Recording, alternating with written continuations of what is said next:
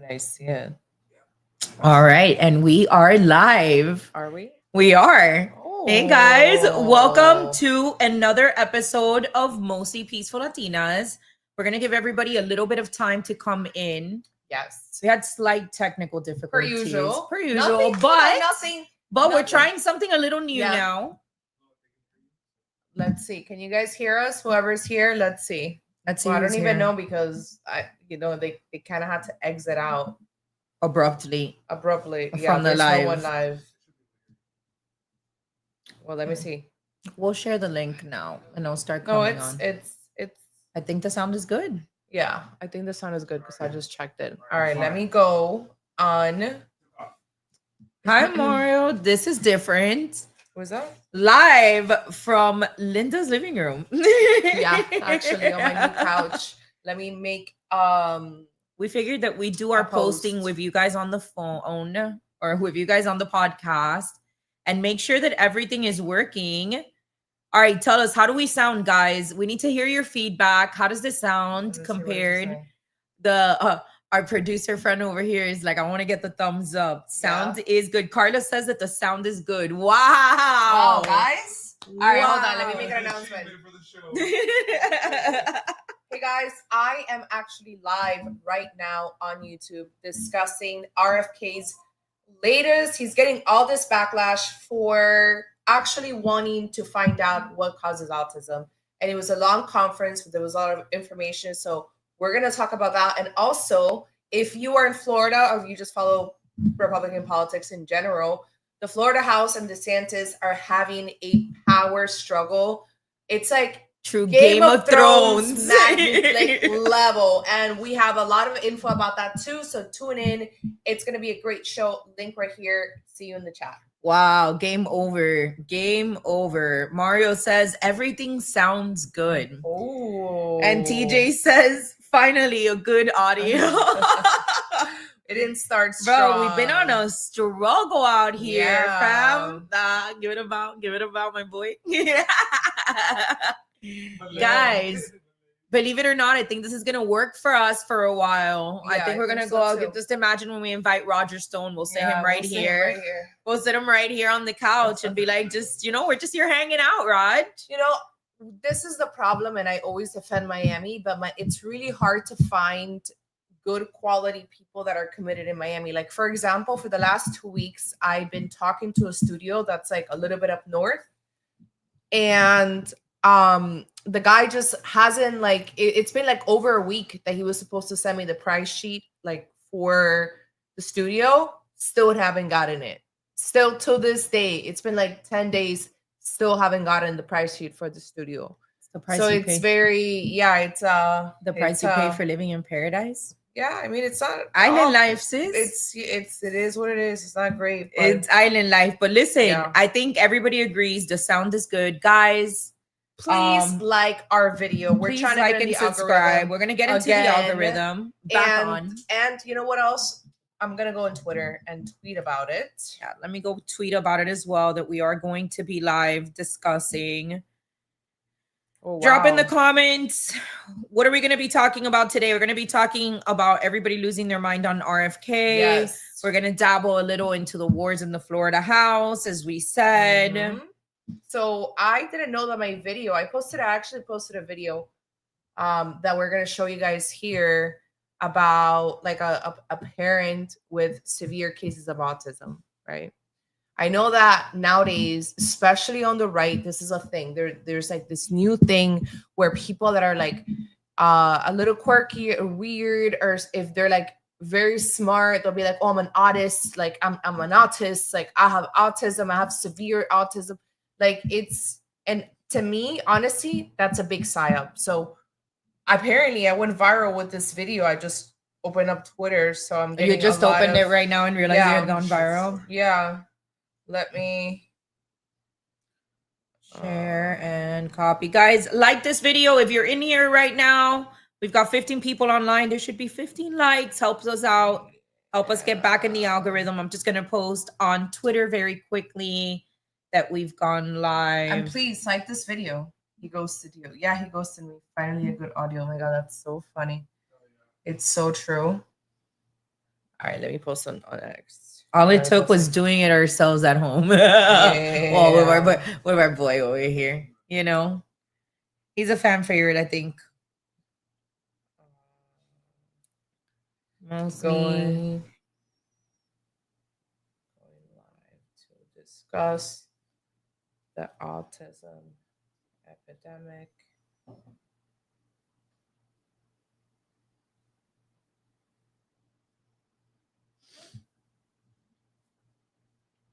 Well, TJ says he ghosted us. Who ghosted us? The guy from the studio ghosted us. The guy from the studio ghosted us. That's so true. So welcome. For those of you who are just entering the studio, because I just posted on an Instagram, we are going to discuss the backlash that RFK is getting for exposing the truth about autism, because people just don't like, first of all, in general, people don't like to hear the truth. And then also think about it. 1 in 31 children has been diagnosed with autism before the age or by the age of 8 years old. This is a new study. And of course, everybody at this point knows somebody that has an autistic child, a sibling, a cousin, a friend. It's like everybody knows each other. So it's a very sensitive conversation that people, don't want to have. I would say that some want to have it, but if you get into hey, this is not a gift. This is not something that most people would want to have. Obviously, like, you love your child, but it's not convenient and it's not normal. Then you get a lot of people who they're uncomfortable and they're sensitive and they start taking it personal because, well, my daughter was diagnosed with autism and she's wonderful. But RFK is not talking about those kids. We're talking about the very severe cases. And this does destroy lives. And this also destroys marriages as well. So we are going to discuss that. We're just waiting for more people to come in, and we're announcing it on Twitter as well. And then we're going to talk about the Florida House and DeSantis, because this is, if you are on Twitter, mostly, I haven't really seen that much of that conversation on other platforms. But if you are on Twitter, there has been this power struggle and kind of like Game of Thrones style war between the Florida governor, Ron DeSantis, and the Florida House, which is the largest conservative, majority house in the nation, if I'm not or he said today that we've got the highest majority. We've got the highest majority. So we're going to give you details and explain exactly why it is that DeSantis and his wife are under fire, and they're facing actually a really big controversy. He's trying to minimize this whole situation. Well, I mean, I think that between the robocall that I got the other day and this press conference that he had today that was allegedly interrupted by I guess hackers hacked it and started posting like swastikas and stuff like that. For me, it just seems like it's all like damage control, right? Like they were at the very least, like, this war was already brewing for some time. This had already been going on for months. If you pay attention enough to what's going on, you completely you completely see the dynamics brewing below the surface. And they were still trying to keep very political pleasantries about them. And now with this investigation being open into the Hope Foundation, into this organization aligned or associated with the First Lady, he's really come out like really aggressively. And very aggressively towards very hostile towards the Florida legislature. And there's a lot of history there that I look forward for us to cover and speak on in more detail. Let's go ahead. I have a video related to the conversation around RFK. It's not RFK directly, but it's the gentleman that they had set up. So let's, for those of you who are just joining, if you didn't know, RFK had his first press conference yesterday, about 30 minutes, and he brought 2 people, and the whole conference was about autism.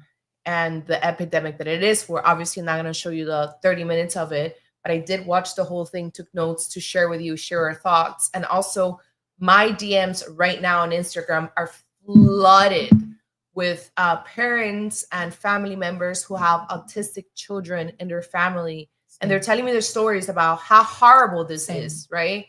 And how their lives have been impacted by this condition. But what we have done, because the West is crazy, is we have normalized something that it's just not normal. We have, and we have romanticized it. That's why during there's Autism Awareness Month, and there's cop cars here in the city of Miami that are wrapped in Autism Awareness Month. And now it's become a personality trait. Like it's like the meme culture when you're looking at it, and and now everyone, and then like Elon Musk has become like the face of autism, and that's just not the reality. Because he's smart, because he's a smart guy. That's it.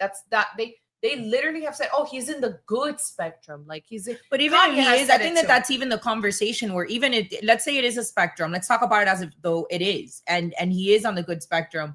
Even when RFK was talking during his speech, he mentions, he's like, I'm talking about the 25% that's probably never going to be able to use the bathroom by themselves. He's like, these parents have a much different reality. And, if we continue to look at it as if though every diagnosed person with autism is represented by Elon Musk, that it really silences the very real fight that families are facing. The conversation that he was having about how much harder it is on marriages, the number of marriages that break up after an autism diagnosis, how it affects families, how it affects, it's something ridiculous. I think like a 75% higher chance that you end up getting a divorce. Can you show the first clip, please? I'm gonna show this quick clip. That way it gives us a couple of minutes in case everybody's not in here yet. This is one of the experts that spoke today after RFK, but I think it kind of it segues well into the point that we're hoping to be able to make. CDC, we expected to do maybe 2 or 3 baseline studies to establish how many children have autism, because it was not expected that autism prevalence would increase. Other childhood disabilities, neurologic disorders do not increase or change over time. But somehow, for some reason, with autism, everything was different. Autism went from being a very unusual, rare disability, which affected, as the secretary said, 1 child in maybe 10,000, to being known in every community, every school district, every center that cares for children with disabilities. Autism is real. It's a true disability. It's not a personality quirky issue. Everything has changed for the individual with autism, and while there's a wide range of expression, it does change the family, and it does inevitably change the community and the society in which we find it. Autism prevalence has increased very dramatically. It's increased in New Jersey, where we have excellent resources and access to services. And it's that there. I'm going to pause it there, but I thought that part was so specific to the conversation that it seems like people don't want to have online, which is that we got to face the reality of what it is and what it isn't. There we are. I want to go over some of the statistics and information that RFK provided yesterday on his live stream, because a lot of what he said is completely new to the public. Like these are new findings that, some people knew about it, especially if you're like in the medical freedom community, because they have been sounding the alarm for years about this epidemic. And I know that people don't want to say it's an epidemic because, again, we have romanticized something that is not normal. Sorry, I hate to say it. I don't know if we're going to get censored. So let me show you guys. No, seriously, it's like crazy.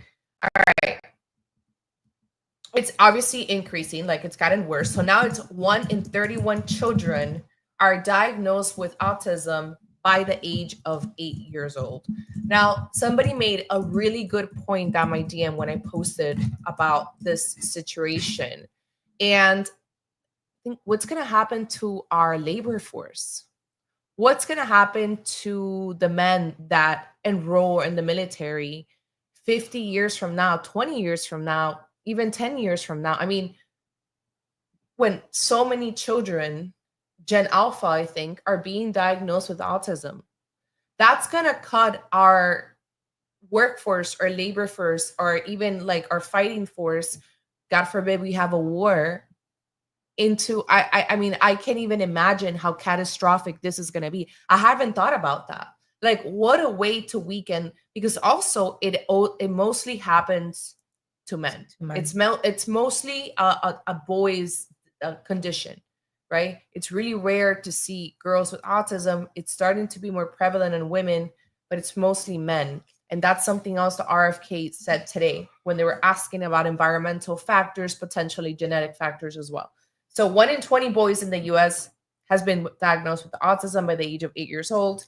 1 in 12 boys in California. Now, I want to point something out that it's very important. If you're part of the medical freedom community, if you've been following for a while, back in 2019, we were fighting against Governor Newsom and the California state legislature that not only got rid of like all sorts of exemptions, so religious exemptions and philosophical exemptions, but also they got rid of medical exemptions. So even if you have a condition that you can vaccinate for, California got rid of that. So this is the state with the strictest exemptions, or like that mostly everybody has to be vaccinated. Guess what? 1 in 12 boys in California has autism. That should alarm everybody. Like that instead of facing this backlash, and I'm going to show you exactly the clip that they've been using to go after RFK. But that alone, when you hear that 1 in 12 boys have autism in California by the age of 8 years old, have been diagnosed, that should ring the alarm. People should be like dropping everything and trying to ask, why is that? Let's see. 3 years ago, it was 1 in 36. Now it's 1 in 31. And then I want to show you guys the part. Bella, can you upload that video, the one I sent you, which is where they lost their marbles. I don't have that one yet. I sent it to you, no? No. You sent me the other one. I didn't send you this one. No. Yeah, it is. It's right here. No. That's the one that I just that's played. The one that you just played. Hold on 1 second, guys. Let me. Send it to the laptop. Yes. Very, very concerning, because I don't understand how it is that they can be so, like, they're mad because he wants to find the root cause of what's causing the autism. And because he's calling it what it is. Yeah, he's calling it what it is. He's not sugarcoating it at all, which is problematic for them. How do I add this, Bella? Here, no, I got it already. You did? Yeah. Okay. This is an individual tragedy as well. Autism destroys families. Right. More importantly, it destroys. All right, there it goes. Is our greatest resource, which are our children. These are children who should not be suffering like this. These are kids who, many of them were fully functional and regressed because of some environmental exposure into autism when they're 2 years old. And these are kids who will never pay taxes. They'll never hold a job. They'll never play baseball. They'll never write a poem. They'll never go out on a date. Many of them will never use a toilet unassisted. And we have to recognize we are doing this to our children. Yeah. Yeah. Well, that clip has been used by the entire internet, mostly on Twitter, to reprimand left and right. Yeah, to reprimand RFK for his harsh words on autism. And then it's always the same thing. Well, here's my son. He graduated. You know, he's playing the flute. Here he is playing the piano. Here he is paying taxes because the taxes one really got to them. Well, that's not who he's talking about. He's not talking about high functioning autistic children or somebody that has a different developmental condition or had a different developmental condition, and now they're fine and able to go to college and graduate. That's obviously great, but that's not who he's talking about. We'll show you a clip now too that I posted on Instagram, but there are a lot of cases, right, of parents who have a child that he's nonverbal. He or she is nonverbal. They're also, the bigger they get, very big for some reason. We talked about this before. They tend to be bigger kids. They don't tend to grow at the same rate as normal kids. And I don't understand where the science is behind that. But the reality is that you see them and they're 5, 6, 7 years old, and they can keep up with kids that are 9, 10 years old of the size that they have. And that continues on into later on in life. They take on really great statues and they're over 6 feet and they're hitting their parents, right? And then they're taller than the mom. The video that we'll play now, you'll see how much bigger this kid is compared to the mother, and he can kill her. And I got so many DMs today that were, you know, similar to DF. I'll put her comment right here. My daughter is LVL 3AST, so I'm guessing she's 3 years old. I have no life outside of her. I don't have help. My husband has to work all day and night for us to pay for her therapy. It hurts the whole family. I'm sorry you're going through that. Obviously, knowing that many people in the US are going through that, and at least we have someone in the White House who cares to address this issue. Hopefully that's something that 1 in 12 will help. kids is a 20% in California, of a growing population. Yeah, in California, but it went in 31. Yeah, it went from 1 in 36 3 years ago to 1 in 31. And I think, again, I think what really drives, because there's so many parents thanking me down the DM for saying that, like, this is no way to live. We're not saying your child is a curse. Your child is a gift from God.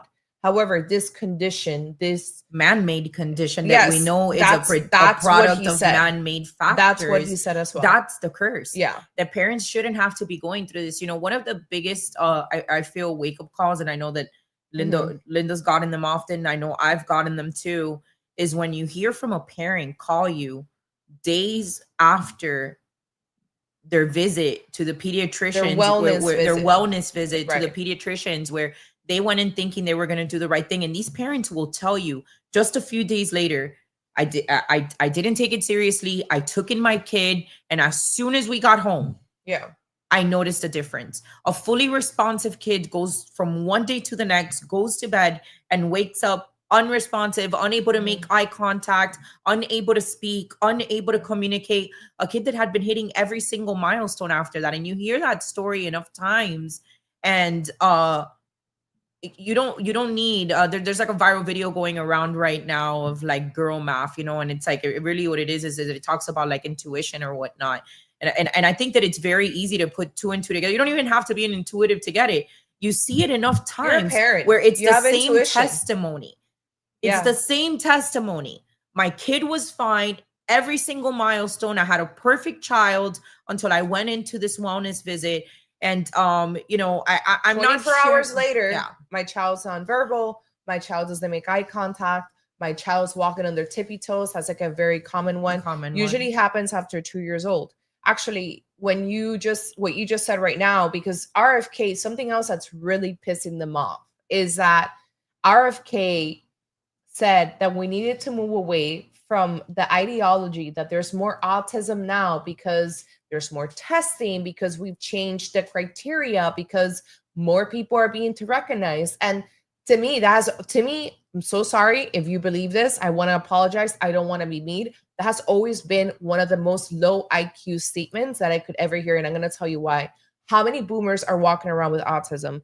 How many people over 70 years old, or even like even it's my mom's observable. generation, It's observable. It's not like people were walking Like, around and right. it's like, oh, it's like a Yeah. silent disease, and we yeah, can't like see it. diabetes. It's Like, we can't see observable. diabetes. You can watch the struggles, Right. and this wasn't something that was a high risk for parents to have to face, as it is for generations of today, where you have to worry about the reality of it. It's become like a norm. Like, you don't know what's going to set kids off. Right. You literally don't. Can we play the clip of the young man that I showed you? Yes. So that's something else that he said. It's like, no. This is a man-made condition.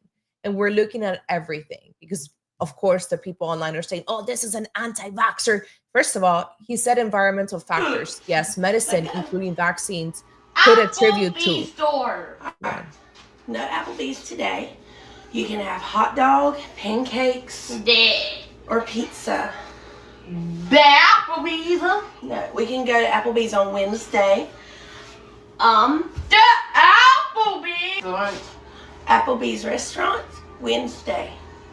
Today, hot dogs, pancakes, or pizza. Do you? Oh What? Which one do you want? no! No. No! No! Mm-mm. Are you? Oh no! Okay. Are you hungry or bored? No! Okay. Are you hungry? Yes or no? Or do you want to do something fun? No. Okay. Okay. Food. Go for a walk. So pretty much, Let go. how do I? Apple. Well, this is the Yeah. So that's who he's talking about, right? And that's the reality for a lot of parents. For a lot of people, he said 25%. I think I saw some videos on TikTok, and you'll often see parents, like the new parents, right? Like millennial parents and liberal millennial parents, especially, and others that they just like to overly diagnose their children with stuff. And I saw a video today that the child's like, the child said, the video said, these were the signs that my child was showing, that, you know, he had autism and we didn't see. And it was a child just acting like a child, like jumping from the couch, like hopping around, just being a child. I went to the comments and everyone's like, what are you talking about? So you also have these parents, similarly to those that self-diagnose their children with, my child's a transgender, my child's on the gender spectrum, that have gotten into the habit of thinking any weird, quirky thing that their child does, if he's too quiet, if he doesn't make eye contact, like, you know, then he has autism. Well, She it's has become autism. like a cultural response too, right? Where we see the memes, we see the pages, right? Yeah. Like autism Yeah. capital, like we see these things where it's like Yeah, being which is- autistic it's is not great. It's become to some degree, and people have become so desensitized to the fact that it's unnatural, and to some some aspects of it are directly tied to the fact that there's this very casual conversation happening around, like, if you're gifted, you're autistic. If you're extra good with numbers, you're autistic. If Yeah, they call you've Elon got, Musk is the face of autism, of online autism. So now everybody that's smart or is an engineer or you know, then he's or autistic, just like awkward, or just awkward. It's that's not what it is. Now he mentions, RFK mentions in this video that we need to move away from that, and he mentioned it multiple times. Like, no, this is not about, we are just diagnosing more kids and there's more doctors and there's more, you know, specialties and there's more ways to, it's like, we're moving away from that. That's not what's happening. And then he goes on to explain why. And there was a study done back in like the 90s, one of the largest studies that they've ever done. I don't know how many, they got hundreds, if not thousands of kids. And back then it was 1 in 10,000 children that were diagnosed with autism. I mean, think about it. The 90s was not that long ago for us to go from 1 in 10,000 to 1 in 31 children. what are the factors, right? Right. So he goes on to say that when he talks about it being a man-made disease, he goes on to say that, it's a preventable disease caused by environmental factors, but that most of these kids were fully functional. And at some point, for whatever reason, right, some of us, and it's not always vaccines, and I'll get to you in a little bit. When we had Layla, we talked about that too. Yeah. They were fully functional kids. Imagine you have a 2-year-old and you raise this 2-year-old, and you've been seeing your 2-year-old progress from lifting up its little head when he was just a baby, all the things that children do, sitting up, like walking.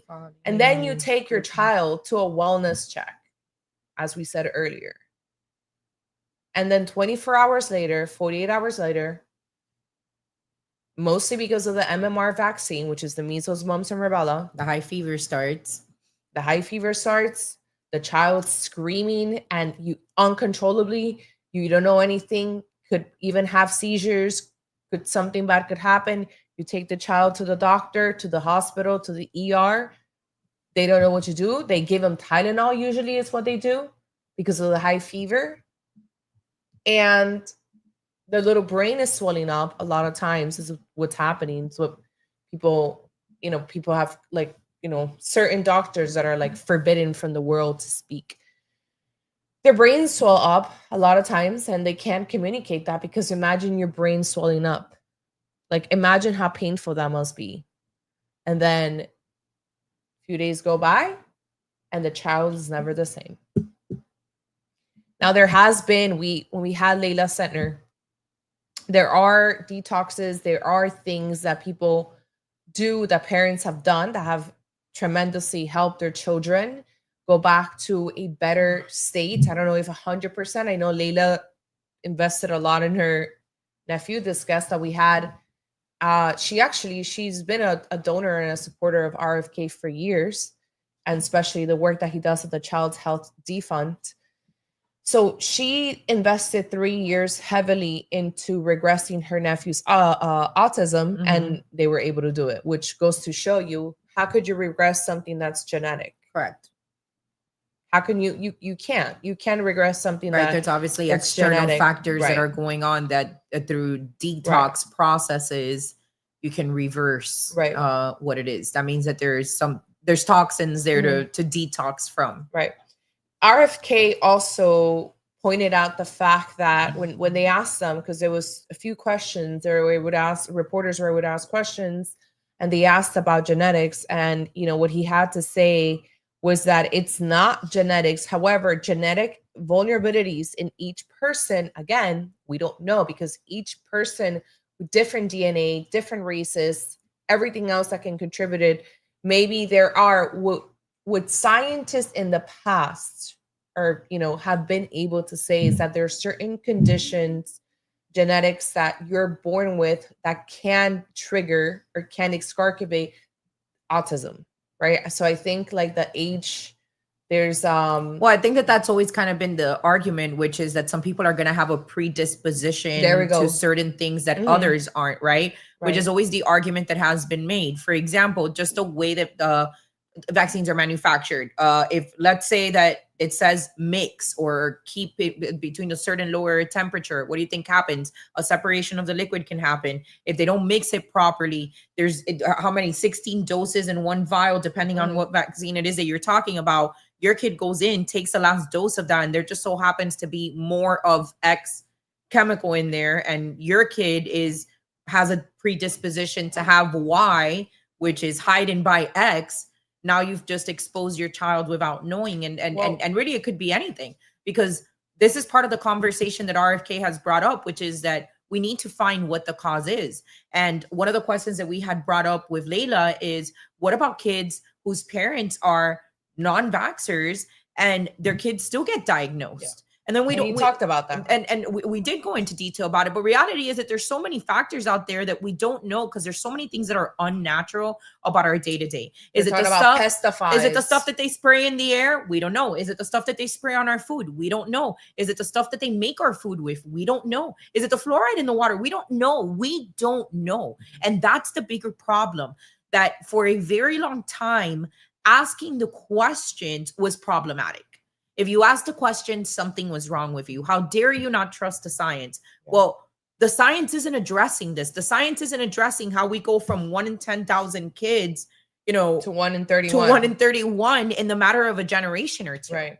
How the fact that isn't getting addressed is the issue, because we don't know. And then that opens it up. And I think that Senator Garcia here in Florida, she has a bill right now to stop with geoengineering and modification and cloud seeding and all of that. And she made a very good point where she's like, the inability to ask these questions is what leads to the conspiracy theories. Mm-hmm. You guys don't want conspiracy theories because you want people to be responsible with the exchange of information. Right. But your inability to answer these questions or to punish people for asking them is what creates the environment that breeds the conspiracy theories. Yep. Let's address the fact 1 in 31 kids is It's a lot. crazy. It's a lot, bro. The fact that we have to lot. make pretend like it isn't, and that you're crazy for even asking that, and then you've got a bunch of shit libs online losing their shit, calling you a conspiracy theorist. How dare you? You're gonna kill more kids or whatever it is. Like, be for real, bro. It's a serious question. More so when, like Linda mentioned at the beginning of the segment, everybody knows somebody going through it. Everybody knows somebody. knows. But it wasn't like that when we chances were growing are up. you even most people have somebody within their own family or within a close proximity to them that's currently dealing with this. So to act like I just feel like it's the right conversation to have. And I think that it's also like extremely representative, because a lot of people, and this is a conversation that luckily I feel like it's slowed down a little bit now, but like leading up to the elections, every time that somebody had an opportunity to take a shot at Donald Trump, it would always go back to the COVID vaccine. My stance has been, and will continue to be the following. The majority of you never paid attention to this stuff before COVID. You didn't pay attention to when exemptions were being taken away at a state level from parents being able to enroll their kids into schools, when it was happening in North Carolina, when it was happening in New York, when it was happening in Jersey, when it was happening in California, when it was happening in Utah. You weren't there for those conversations. So it didn't matter when it was kids dying in the middle of the night, when the kids couldn't articulate what was happening to them. The majority of people didn't start paying attention to this stuff until the COVID shot comes around and people start having complications, and you start seeing the scary blood clot. You start seeing whatever it is that you start seeing the videos, and all of a sudden you guys like, how can this be going on? This one is different. No, it's not different. This has been going on for a really long time. And I think that because kids can't complain as loudly as parents, as adults can, or go online and like film themselves like going through this process. It's been really one of the greatest things that has happened to the conversation, is a result of 2020 and kind of what came to it. So I think that this is definitely leading the conversation in the right direction. I know that somebody, I don't know if they asked here or pointed it out, but when people say autism's a spectrum, which is so great, it's so great because I tell them, just like gender, right? Like gender is a spectrum. We just don't know that. That's how we came up with gender theory. I hope you guys know that if you're paying attention, how they came up with, well, you can identify as a they, them, z, zer, he, she, they, of course, transgenders exist. Of course, you can be born in the wrong body. Had to do with the spectrum, which was never ending. Because when you say a spectrum, think about it. It's literally never ending. It's going this way and it's going that way. And today they brought it up. And RFK said, there is a spectrum of injuries. That's the truth. There's no such thing as like, and that's why he say that, because they kept trying to say, well, what about like the high functioning, right? Because they want to focus on that. They want to drive, okay, the focus from the 25%, or I think it's higher than that. This was just based on that one study that he quoted. But they want to drive away the attention from the parents and the people that are suffering from this really bad condition that I don't wish that upon my worst enemy, to say, what about these people? What about the people on the spectrum that are actually very smart? I have somebody here in my comments on the viral tweet. I know an autistic adult. He's a 2-time valedictorian. So I bet to get a degree in computer science. First of all, 2-time degree valedictorian is ridiculous on its own. That's never here or there. That's not who we're talking about once again. That person probably doesn't have autism, but made autism his personality because that's the thing to do now. That's not who we're talking about. We're talking about, like, look at the story that I just got from, look at this super sad story that I got from a DM. I have 3 young boys in my family that are severely autistic. It is debilitating. It is heartbreaking. My cousin followed me around with an erection, something he couldn't control whatsoever until I was in a corner bawling. My nephew gets aggressive and wants to hit or scream, so frustrated. When my brother dies, my nephew will have to be in a home unless someone else takes over his care. My brother fears constantly people could hurt him, and he has no way to tell anyone. These idiots with children barely on the spectrum acting like all autistic kids are the same level and is enraging. We will never hear them speak a sentence that isn't just repeating a word we say. I don't think our genes respond well to vaccines. The autism in our family didn't start until my generation. I'm 30. That's what happened. We now have 5 on the spectrum, 3 of them severe. My 2 kids are not neurotypical, and I 100% attribute this to not being vaccinated. I forgot to add they're all boys because that's how it is. So one other There's thing, a propensity in her family to clearly lean in that direction. They probably have, there's a genetic mutation. It starts with an age. Don't remember it. RFK brought it up. You guys should really watch it. Just type RFK press conference and you'll be able to see it. Something else that he mentioned was, he just said 30, right? So I want to stretch my leg. When he talks about how they're going to be looking at the water, they're going to be looking at pesticides, they're going to be looking at food, they're going to be looking at everything, maternal, like something that could happen when the woman's pregnant. He talks about how the epidemic really began. So he's asking like CDC people and like these researchers, and the epidemic really started in 1989. Okay. So about 35 years ago, which coincides with like what people are saying. We didn't really see this until the last like 35 years. And he said, the epidemic began in 1989, finding toxic that affected everybody. This is a toxin that affected everybody at the same time. In 1989, that's when they changed the vaccine schedule and it got very aggressive. Like if you are like, I'm a millennial, if you are in your 30s, your grandparents probably only got like 3 vaccines.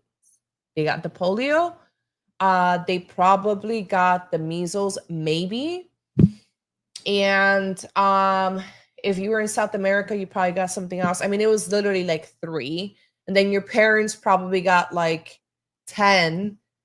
And then by the time 1989 comes, it was like a crazy aggressive schedule. And they just kept adding on to it. Now COVID is part of the vaccine schedule for children. So there is something that happened in 1989. Now, of course, you can't just attribute it to that, but I think that's what he meant. I think that's what he was like, kind of like. Well, they're looking at all of the factors, right? And I think that's really what's important. Look at this conversation that we're having in Miami-Dade right now about removing the fluoride from the water. The conversation, it's interesting because you listen to the opposition on the opposition, and the argument that they're making is like, well, this is healthy, this is healthy, this is healthy. Look, the reality is that if you want to listen to the science, there's scientists on either side telling you, some are saying that it's healthy and other ones are telling you this isn't good. We started putting in the fluoride in the water before the fluoride became a regular ingredient in toothpaste and mouthwashes. We're over consuming it now. We're supposed to rinse our teeth with it. We're not supposed to ingest it. They're making all of these arguments, and the opposition's argument is like, no. Our science is right. Your science is wrong. And the reality is that what science seems to have forgotten is the concept of do no harm. If the science is unsettled, doctors, really. If the science is right, the scientists and doctors alike, if the science is, and I guess at this point politicians as well, since they like to act as an extension of the pharmaceutical industry, if the science is unsettled, you can't force this on people. There needs to be some kind of free will. It's why you can go and if you've got cancer and they have a new medication that they're testing out, you can sign up for a test. Hey, there's this drug. There may be complications. We don't know. It's still in the testing stages, and you can decide to sign away and start ingesting it as a result of it. But how many things in the regular consumption of our day-to-day life, starting with the air that we breathe, the food that we eat, how it's grown, what it's put together in the water, like, right? You guys have no idea all of these things that are going on that we did not consent to. And I think that that's the crazier part. So you got to start peeling back all of these things that have these external components that have been added to our diets, the air we breathe, the water we drink, and start peeling them back layer by layer until you identify what's causing this. Because we can all agree this isn't natural. Vaccines, water, food, air, plastic. I don't know what's causing it. The problem is none of us do. And it's not just we don't know, the experts don't know. Well, I would disagree, because there have been doctors like Wakefield years ago came out and said that there was a link from the MMR, or the MMR had a link to autism, or vice versa, that autism was linked to the MMR vaccine. He did a study, and he actually talked about how it damaged your gut. It all had to do with the gut. And they destroyed him. I mean, they destroyed his reputation. They took back that study. They made him apologize for that study, only for what? Years later, right now in 2025, and this started a few years back, maybe like 2020, 2019, scientists that are allowed to say things, because it's all about who is allowed. Scientists came out to say that there could be they didn't talk about the MMR, but they talked about how vaccine created gut issues and how bad it was for the gut and the stomach lining, etc., which is exactly like Wakefield said many years back when he first got canceled. So there has been people that have dared to speak up against the establishment and make those correlations, only to be canceled. Yeah, because it's not a conversation that's allowed to take place in any honest capacity. Yeah. Speaking of conversations that are not honest in any capacity, let's transition on to the current war ongoing between the Florida House and Governor Ron DeSantis. If you guys have been paying attention, the governor has had some very hostile words to say about the Florida legislature, calling them rotten fruit, accusing them of working with leftists, going as far as accusing them of treachery. Things you can say have definitely escalated. I think that this is definitely a style of Game of Thrones. I would say there's definitely a power struggle going on. So this seems to have all stemmed from the beginning of January, when the governor decides that he wants to call a special session so that he can introduce an immigration bill. Yes. And the Florida House had skepticism about the need for a special session. They believe that we should wait for President Trump to be inaugurated and follow his lead and wait for him to let us know what he needed out of the support that he was going to need at a state level. But DeSantis urged them to have this special session. And since then, there's definitely been some animosity brewing below or surface level, if you will. And it seems like it's definitely come to a boiling point with this next story, where a nonprofit organization, the Hope Florida, has been entangled in a scandal of sorts.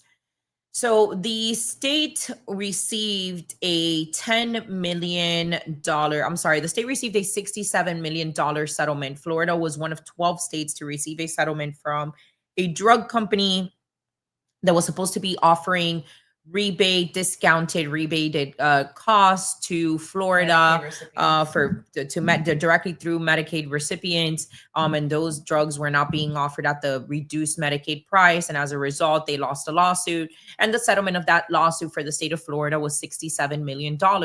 Normally, this kind of money is deposited into a state fund. And then, of course, through normal checks and balances, the legislature has a say on where it is that that money can potentially be allocated.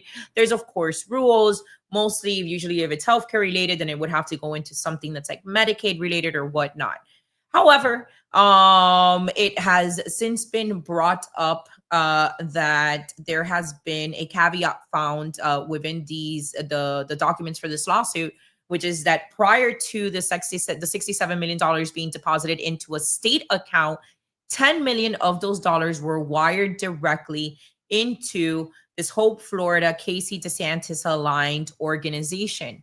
That organization then wired those almost $10 million out almost immediately into political campaigns to fight against Amendment 3 and Amendment 4 that were on the ballot last year. We talked about this a lot on the podcast. If you don't know, because maybe they're from out of state, Amendment 3 was a marijuana amendment that the Florida residents wanted to add to make marijuana legal. And then Amendment 4 was to expand the abortion rights in the state of Florida up to like 6 months, or depending on what the expert would say.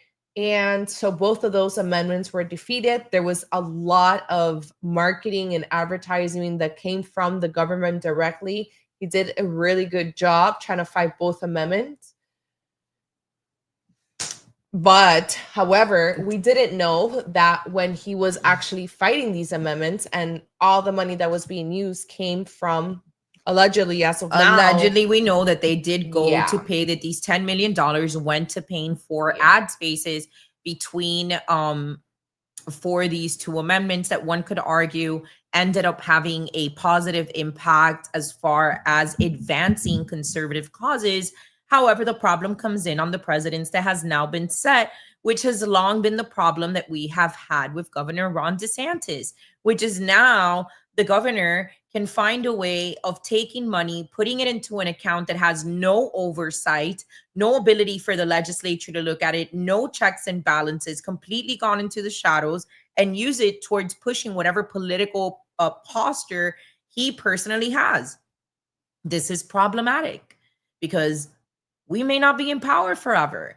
And somewhere 50, 60, 100 years down the line. Well, right now, they don't even want to provide. They don't even have, and this is actually, they had a press conference yesterday. So the House of Representatives, the Florida House of Representatives, which is led by Daniel Speaker Perez, he's a Miami native, and he's been clashing a lot with DeSantis, especially first with the immigration stuff, where he said, no.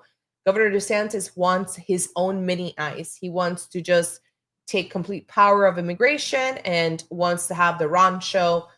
What we're saying is that we need to come together and, execute a different plan. Work with the federal government. And work with President Trump. Right, and work with President Trump and equip ICE with what they need. Eventually, they came to an agreement and they were able to pass to fund more of Trump's efforts. But what's going on right now is that the House of Representatives are saying, well, first it was, where did the $10 million go? That's a really big. Okay, now we find out that the $10 million went to Hope Florida.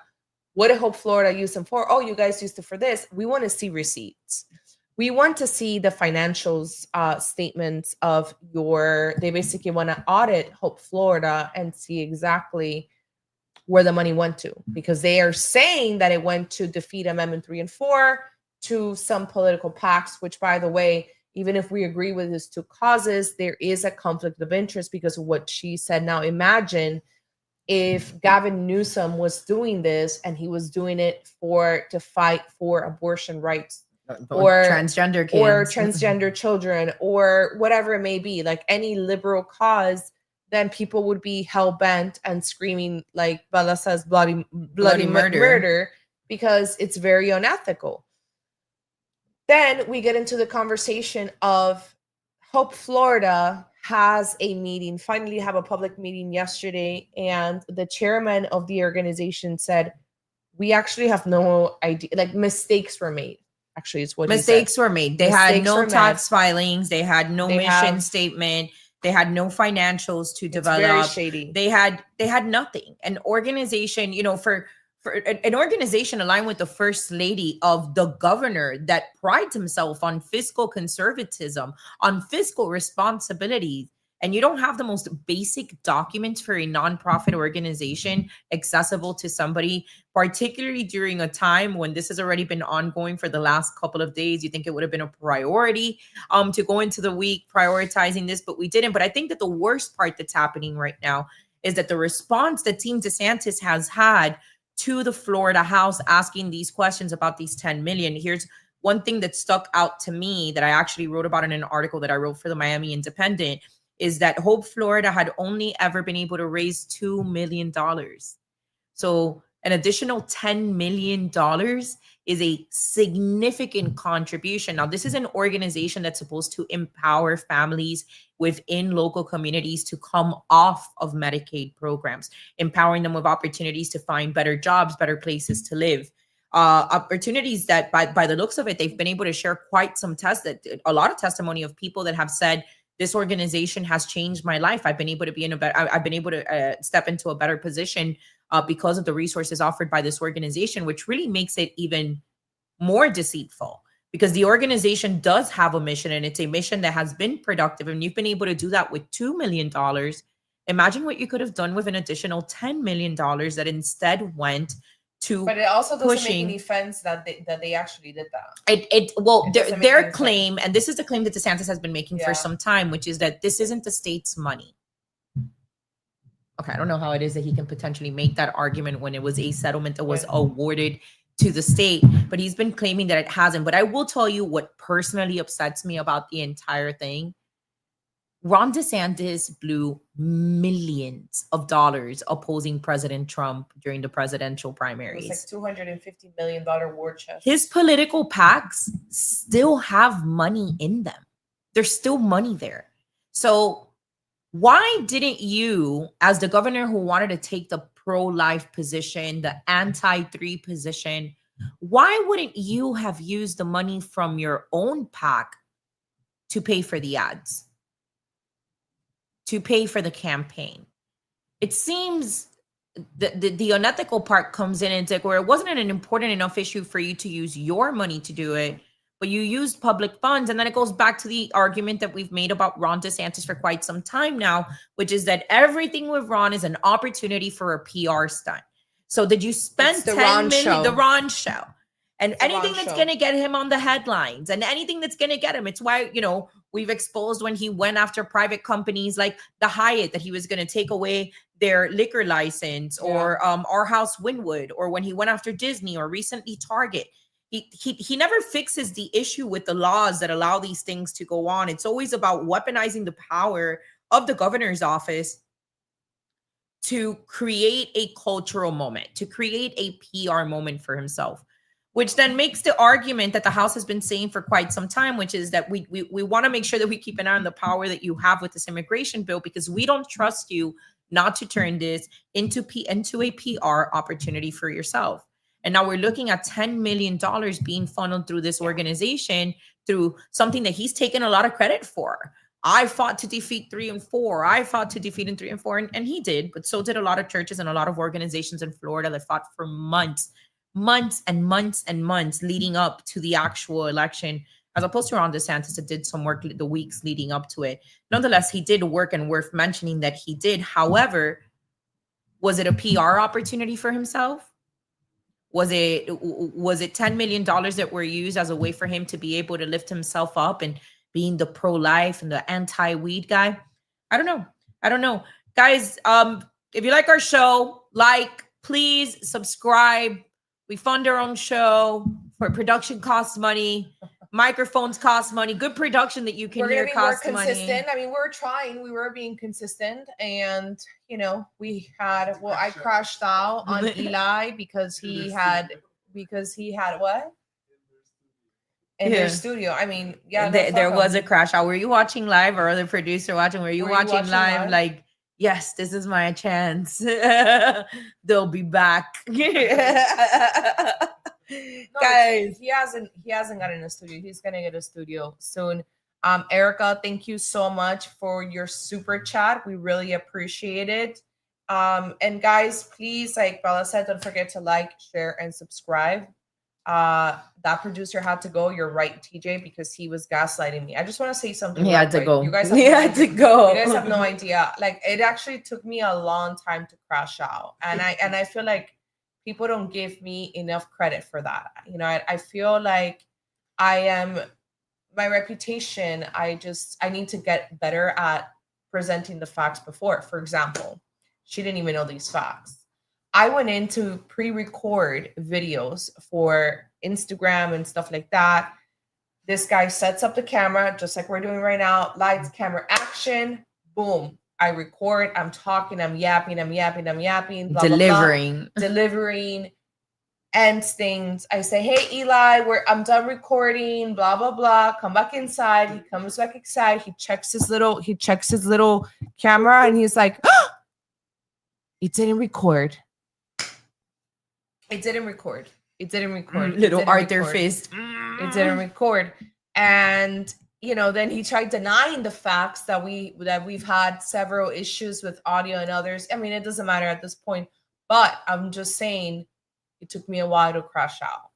It wasn't just out of nowhere, The setting you guys are in tonight gives way better vibes. I think so too. Yeah, I think so. I think this is like the laid back vibe that has been called that we've been called into, honestly. Yeah, we just need to get back on our schedule, our regular programming. People get used to it. They come and and let's hear some of this. So guys, please like, subscribe, please. I know that maybe you're not logged in. Log in, subscribe. We're really trying to hit 10K subscribers. Enough is enough. Enough is enough. We're really trying to hit 10K subscribers, bro. I mean, I think enough is enough. Enough is enough, man. We've seen some of these losers out here, and they really try to take credit for a lot of stuff. And then you go in and you see their views and you realize that the mostly peaceful Latinas consistently delivers. Help us get to 10K. Help us continue this thing going. Let's read. I want to read some more comments. Miguel writes, a lot of politicians have organizations that get state funds, but never to this extreme. Yo, $10 million is a lot of money, especially for an organization that had never broken over 2 million, kid. That's a bold thing. It's so bold. And then to be like, no, we don't have transaction details. And then, one more thing. Well, that's not even state money. I don't need to explain it to you. Bro, what? Yeah. What? Same thing here. This one is really important. He's like, we've been trying to get rid of property taxes for years, but now all of a sudden he cares about it. And here's the thing, he cares about it. And the worst part is I'm glad that the House isn't giving it to him. And I know that maybe you disagree with me, Miguel, and that's okay. But I believe that the House will deliver the property tax issue. But I'm glad that the House isn't giving it to him. Number one, because it's not a him issue. It needs to be a constitutional amendment that's put into the ballot. Number one. And might I add that in January, when he called his special section, part of what he was trying to do was making the constitutional amendments added to the ballot significantly harder because he wants to pick and choose when to apply these things. So I'm glad that they're not giving it to him. I hope that I hope that everything comes out. I don't think they should bend anything for him. I think the legislature, when you pay attention to it, they're doing amazing work. Subpoena if they have to. If they have to, they get the and they should. Yeah. And they should. Yeah. We need transparency on this. He's not above the law, and he's been doing this for a very long time. And this is a guy that loves to play like he's above corruption. And bro, he went nuts today. He went like he crashed out. Like if you guys thought I crashed out, like DeSantis literally crashed out. He was like saying crazy words like treasonous. They united with the liberals on this. There was another word. You guys have to understand. We have a super duper rotten to the core. We have a super majority. We've got 86, 87 Republican representatives in the Florida legislature right now, and they're kicking ass.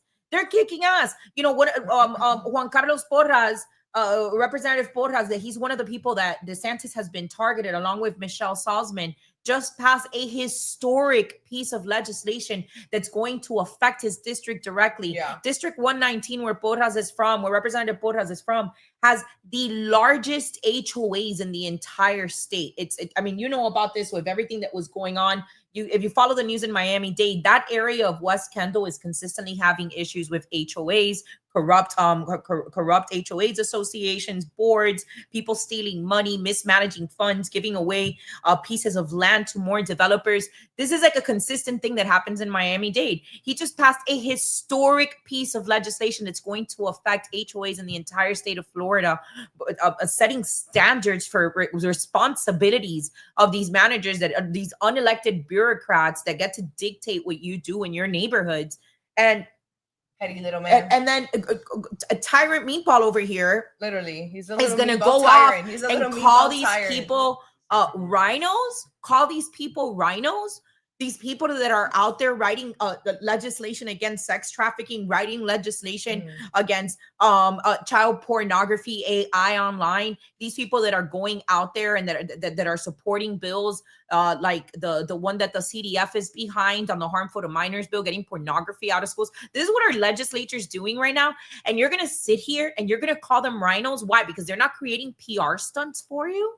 Because they're not prioritizing property taxes that you yourself can't even do anything about. Be serious for a second. But also, for those of you who don't know, the legislators were bullied for 2 years by DeSantis. So when the primaries happened in 2022, DeSantis basically said, if you don't support me for president in the primaries, there's going to be retaliation. And these things happen behind closed doors. And for example, it happened to Joe Grutters, who's, I don't know what district he represents. It's more up north. Joe Grutters was the only member of the Florida House Republican who was for Trump for president and not DeSantis, didn't support DeSantis. And DeSantis screwed him over. DeSantis didn't fund his district for something that he needed because Joe Grutters refused to support DeSantis for president. That's the type of petty little man. We've spoken to a lot of legislators who have told us, we've spoken to people in Congress who have told us that he was petty to them, didn't call, didn't interact as a result of not getting endorsement. We've spoken to legislators who have shown us pieces of legislation that should have gone through, no problem, no breaks, and they had their shit killed, guys. They had their shit killed by this guy because he was petty. You guys don't remember when we talked about, what was it, SB 1315, which was the bill that would have required bloggers like Linda and I to register with the state before we could talk about his tyrant little meatball ass, that we were going to have to register with the state. We know because the aides came to us. We had people all over the state telling us, people all over the state coming to us, telling us, hey, my person is getting stressed out by Governor DeSantis' office because he wants support on this bill that clearly died immediately. He wanted us to register with the state, bro. He spent years punishing people. And you know what's hilarious to me? I remember the conversation around loyalty coming up when he ran for office, and the people on his side, which is something that I hope we dig into in a further episode where we really dig into everything that happened behind the scenes that the average person didn't keep up with, that we did, and that Donald Trump definitely did. Because I promise you, make no mistake, there has been no bigger backstabber to Donald Trump than Ron DeSantis. There has been nobody that hurt Donald Trump more than Ron DeSantis, because you can expect a lot from the left. You can expect a lot from these people that are trying to ruin your life. But Ron DeSantis was counting on his life, on Donald Trump's going to prison and his life being ruined so that he can run a presidential campaign on it. No bigger Judas has ever existed. He's a bigger Judas than Mike Pence. He's a bigger Judas than Judas himself, bro. Right? So when you guys see the legislature, when I hear Daniel Perez up there and he's telling the press the Florida legislature will not be bullied by DeSantis. They were bullied by DeSantis for a long ass time. So I'm glad that they're clapping back. I'm glad that they're saying, no, we're not here to do work for you. We're here to do work for the people of Florida. So we've got a couple of pieces that we're working on that we hope we're going to be able to elaborate a little bit more on the wars. On the wars. One last comment that I want to read. He said, talk about the shooting. Very unfortunate. We pray for the victims. But I just want to point out that the guy looked like an incel. And this is the problem. And here's his tweet for me. Actually, I was showing my friends on a text today, not to make light of this horrible situation. But this is what I said in January 12th, 2025. Back in the day, incels gave us songs like Creep. Now they want to kill us all. And that's the truth. That's the truth. If you look at the guy today, not trying to say anything bad, but he was giving incel vibes. And yeah, I think he was an incel. That's what's going on. And we're probably going to see more of that because we are going to have a lot of mentally unstable younger adults with ADHD, with all sorts of things. Just I mean, there's also a pipeline into the supporting Ukraine to radicalization. There's a pipeline there. There's a pipeline in the supporting Ukraine to being radicalized there. And the Ukraine thing, yeah. Well, that's not the one from today. You're talking about a different shooter. There's been the one from today was pro Ukraine, pro Palestine. The one from today at FSU, right? Ukraine, Palestine, and anti-Trump. Right, pro LGBT. But you had sent me another Ukrainian thing last night. No, that was another. That was another one. Right? That's the point. Well, the second Trump shooter also, one of the deranged stalkers stalking me and Linda also, the guy that hacked the ex recently, also Ukrainian. So there's a Ukrainian stalker psychopath pipeline going on there that needs to be that should be looked at. The at. University shooting. Yeah, that's what I was saying. I mean, what can we say? It's a crazy person. I think that it's still a little early to tell. It was a son of a sheriff deputy. Well, there was more than one shooter. One of them was. Yes, but one of them was, and he's in custody. You know what I'm wondering? Is that video real? The video that people have been posting of the guy that was drinking, it looks like a guy. I guess it could be a woman. That's drinking a Starbucks, walking around. That's real. I think it's real. That's sick, man. That's really sick. That's actually sick. Yeah. I didn't know that was real. I thought that was real. maybe like, no, that's wild, bro. Yeah, the son is the shooter. I posted that on my story, and then I just kind of deleted all the content that was like. There's legislation right now that was being heard, if I'm not mistaken, today as well, about like lowering the age of like buying long arms and everything is just, it does, you know what it is, always, we know exactly where this is going to go. Now the conversation go, the gun rights activists, they're all going to come out now, but this would actually be solved so quickly if you had more people that knew how to use guns that were armed in campus.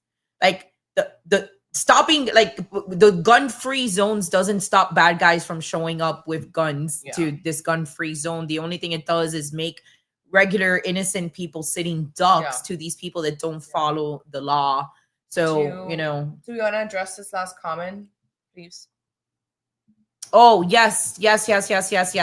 So we have news. We're absolutely going to work to override Mayor's Cava's vote tomorrow. I will have a link. And you know what? I have faith that we're going to win, because I don't think that this was all political grandstanding. It might seem like she just won her election, but she needs to secure what happens after the next 4 years. And I think that that's what this is, what a lot of this has to do about.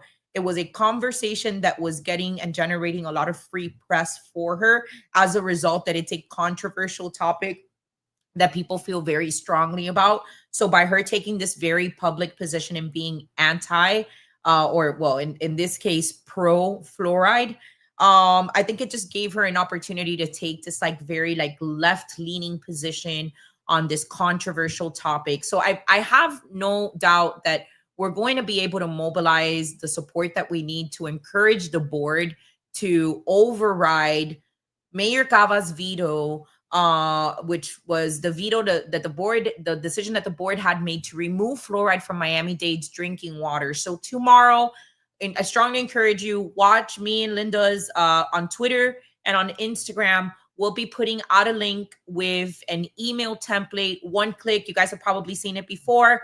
You click one time, it's going to open up your email app already with the people you need to email and the message that will be ready tomorrow. We want to strongly encourage it's a slap in the face to all of us, bro. We elected that commission. We elected the commission, and the commission received the emails that we sent the first round that the mayor was not copied in. They were, when they delivered their verdict, they talked openly about the response that they had received from the community. So, it's a slap in the face, really, the decision that the commissioners make, because what are you saying about them when you're like, oh, well, your interpretation of the science was wrong and mine was right? No, these commissioners didn't make this decision lightly. They looked at the facts. They went out there. They looked at the alternatives. Some of them didn't want to vote in favor of removing it. And then after hearing from constituents and reading the science, they changed their mind and they said, this is the vote that best represents what my community is asking for. So to have the mayor come in and flex her executive authority over that board, I think it's really going to give the board an opportunity to stand on what the decision that they made originally, which wasn't one that they made lightly, and really represent their community. So watch our pages tomorrow. We're going to be putting out that link with an email template for you to be able to send out. And then I strongly encourage you guys, May 6th, which is when the vote will be taking place. If you can come to the county, the Board of County Commissioners meeting, please do, because as you know, something we've talked about very often, the left always has their paid operatives. We know, we saw one of them standing on the stage behind Mayor Living Cava. Yellow was the degree of it 4 years ago. Now they're green, as she was standing there talking to us about how we need fluoride in the water because dental health. Because that's people are bold, fam. People are bold. So what we need you guys is if you can show up May 6th there. If not, please help us share this email. If we can get over 1,000 emails sent out to Mayor Cava, which is a little short of what we had last time, that would be fantastic. I think it's a real message. So that's that. Thank you so much, guys, for joining us. And you got to see a little bit of my live house from Linda's living room. I think that the sound was better, the lighting was better. I don't know, Adrian. I'm gonna give you a little round of applause right now because the vibes are good. The vibes are good. Crash out, no crash out avoided. All right, guys. We will see you next week, Thursday. Bye. No crash out.